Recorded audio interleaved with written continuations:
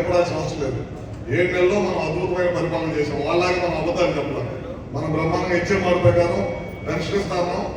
వాళ్ళలాగా చెప్పిన పెన్షన్ 4 సంవత్సరాలు ఇవ్వలేదు. మనం ఒకేసారి చెప్పిన పెన్షన్ చెప్పినట్టు మనం పెన్షన్ ఇచ్చాము. అన్నా క్యాంటీన్లు పెడతా ఉన్నాం. అన్నా క్యాంటీన్లు పెట్టాము. ఇంకా ఏ కాన్స్టిట్యున్సీలో రూరల్ కాన్స్టిట్యున్సీలో అన్నా క్యాంటీన్లు లేవు.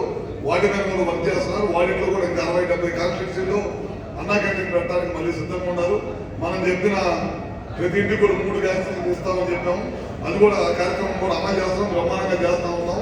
ప్రతి ఇంటికి కూడా ప్రతి ఒక్కరు కూడా అర్హులందరూ కూడా వెళ్తా ఉంది. డిఎస్సి ద్వారా 15,000 ఉద్యోగాలు ఇస్తా ఉన్నాం. వాటి దశగా కూడా పనిచేస్తా ఉన్నాం.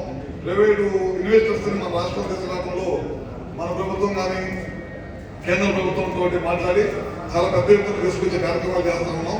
ఇవన్నిటి కూడా ధైర్యంగా చెప్పుకొని మనం ముందుకెళ్ళొచ్చు.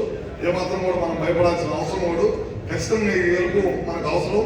ఖచ్చితంగా మనందరం కూడా ఖచ్చితంగా పనిచేసి రాజేంద్ర ప్రసాద్ గారి గెలుపుకు మనందరం కూడా కృషి చేయాలి. దానికోసం మనందరం కూడా కష్టపడి పనిచేయాలని చెప్పి కూడా తెలియజేస్తా ఉన్నాను.